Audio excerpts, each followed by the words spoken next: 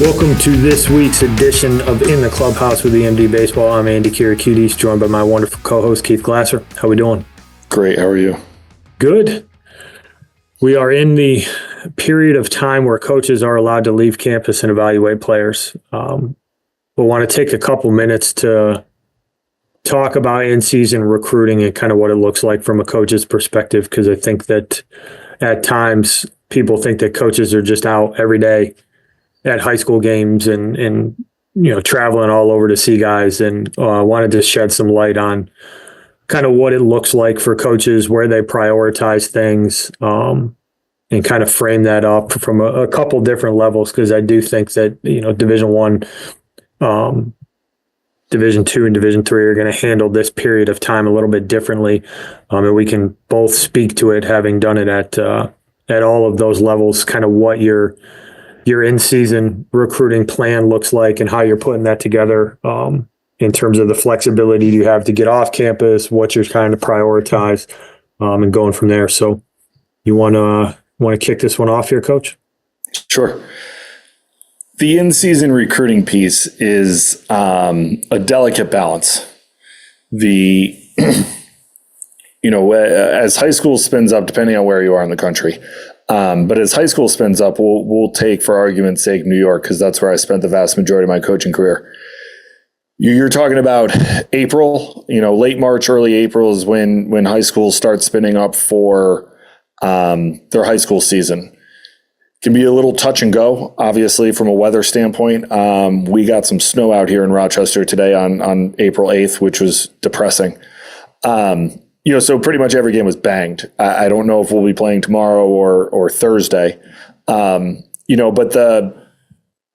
the tricky part with the in-season recruiting from a baseball standpoint is it depends on A, the level, B, the school, and C, your schedule. And I mean that from a practice and a game standpoint.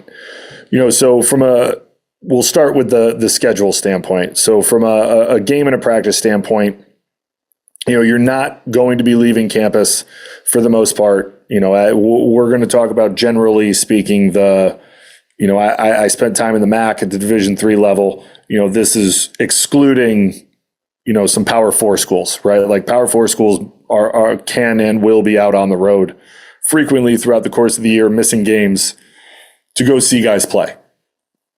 Not going to be the case at every level.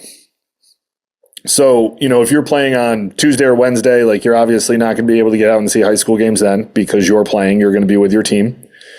If you're traveling on Thursday or Friday, because you play Friday, Saturday, Sunday, you're traveling on Thursday, at best, it could be something like, hey, we're going to be playing, we were at Siena, we're playing Niagara this weekend, but there's a guy throwing on Thursday that I want to see.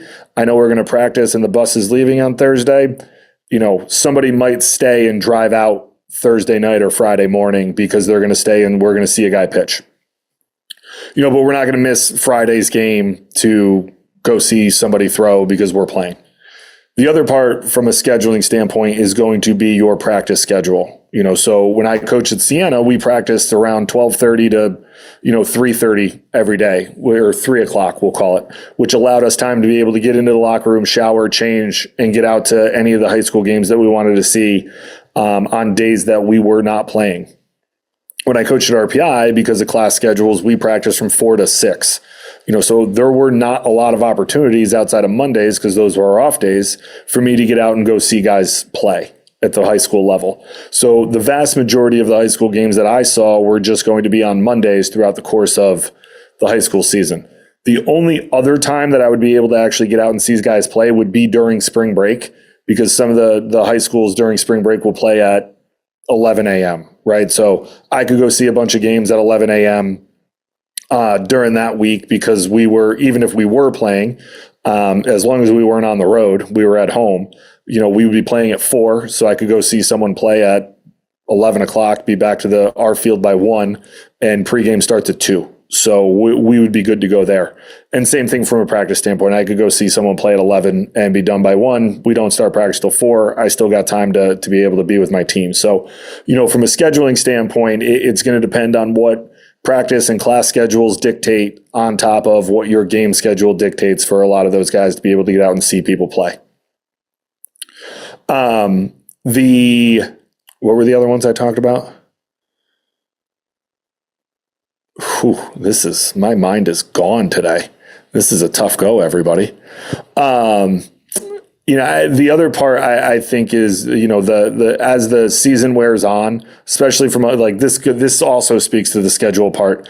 Most are going to be finishing up their game schedule. If you're a Division III school, you're finishing up around that second week of May into the conference tournament regionals. Usually high school baseball is still being played into late May. So you can catch a lot more games as your season kind of winds down and you're done playing. So there's a lot of games to be had around then. There's not going to be a ton of guys that are out, especially early on in the high school season, because the weather is going to dictate a lot, but generally you're going to be staying fairly local. Does that mean that you can't get in a car and drive an hour or 2 hours to go watch someone play? No, like you can certainly do that. But the vast majority of the stuff, you're going to try to hammer out your local area with, who you need to see. Usually you're going to have more than one person who can recruit. So you're going to have 2 or 3, you might have 2 people out watching local high school games so you can cover more games. And maybe a third person might drive that, hour downstate to Kingston to watch somebody, at Arlington High School throw or play, whatever it might be. So you're trying to stay, within about an hour of where you are so that you can see all the players it is that you need to see early on, so that, and generally speaking, those are going to be high guys that either you're going to see some of the better teams that you've gotten and had success with before, or guys that you're high on and you want to get a really good look on early on, so that when you see them again early in the summer, you have the ammo to be like, hey, I saw this kid play 2 or 3 times in the high school season. I liked what I saw. I saw him play again once or twice early on in June. Like, this is a kid we want to get on campus to meet with, and we want him to be a part of our program. So, it's I would argue that your recruiting is a little bit more targeted in the season with guys that you've been interested in from the previous fall and the winter into what you're doing in the spring, and also targeted from the standpoint of you're going to go see games of teams and programs where you've had success in the past and you have relationships with coaches of like, hey, I can go show up at this game, and maybe I'm not recruiting someone right now, but I know in talking to their coaches that there's 4 or 5 guys on their team that are academically qualified to get into my school and are interested in what it is that we offer academically. So it's worth me taking the chance to go down there and see them to see if there's anything there that I can kick the tires on and maybe could be a part of my program. So, I think, it's, you're targeted from the that standpoint. And again, this all kind of fits into what your schedule from a game and practice standpoint looks like. The other part, the level part, right? Like Division 1, 2, 3, your Division 1s are going to try to spread out and get to see a little bit more. The Division 3s are probably going to be a tad bit more targeted because you're going to be a little bit more, local-ish, I would say, from a recruiting standpoint, depending on the academic profile of your school. At RPI, we were a national profile. So, we did really well in Albany. So I wanted to hammer the Albany area early on and then be able to kind of branch out early in the summer and then rein it back in as we go. So everyone kind of has their own path, I would say, or plan as to how they're going to go about doing it. But those are probably the 3 biggest areas in which guys are going to go about their in-season recruiting type stuff from my experience. Yeah, and I wouldn't say that mine was terribly different. I will say when I was at William and Mary, Monday was a day that the 2 of us would usually hit the road. Right, we had 3 guys who recruited, our head coach, and then myself and our pitching coach, Brian Casey, who's now the head coach at the Coast Guard Academy. Monday was a day that we made a point to, in season, have a plan, who's pitching, who's playing where.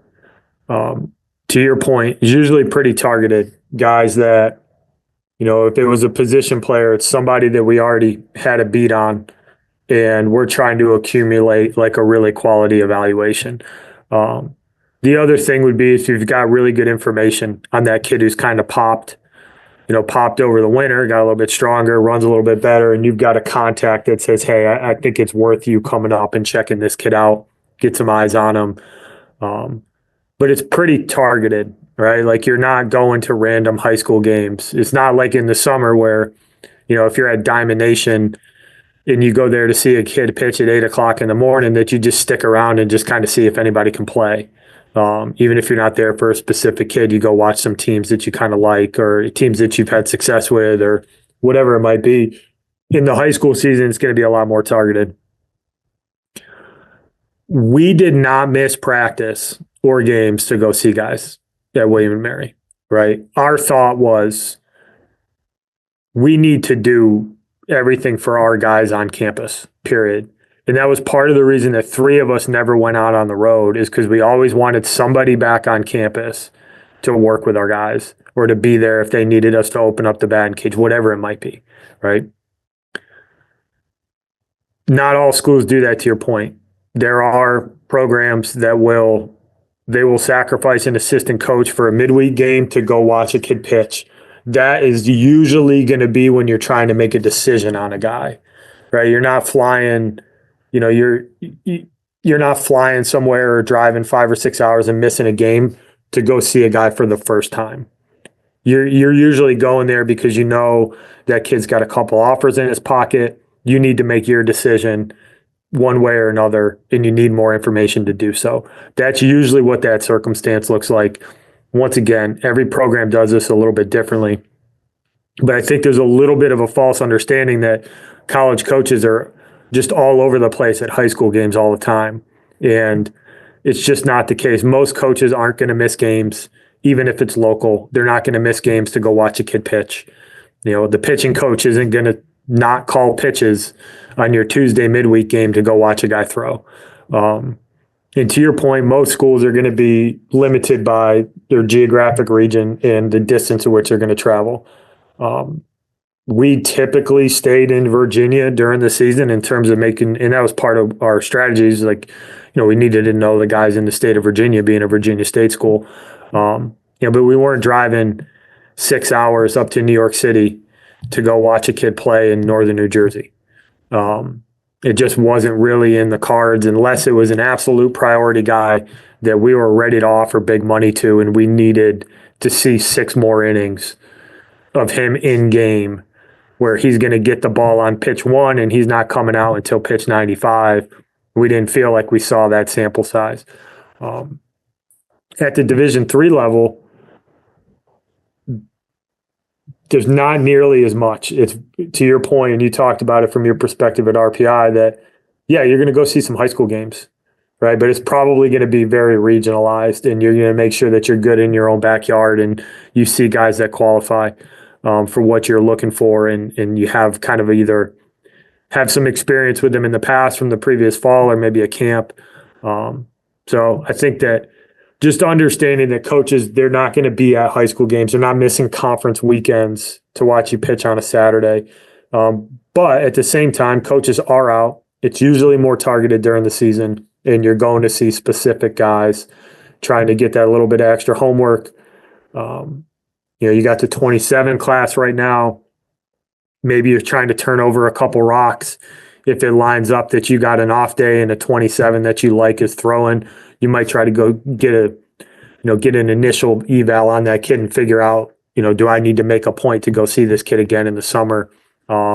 Maybe start making some phone calls if you like a kid, starting to lay the groundwork there. But a lot more targeted, and you're 100% restricted by your responsibility to your team on campus and making sure that you're doing well by them.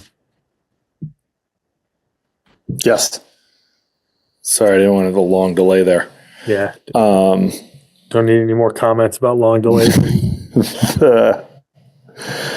No, I think that's one of the biggest pieces, right? Like the in-season stuff is a little bit harder. Like, you're generally not going to know that when guys are going to be there, and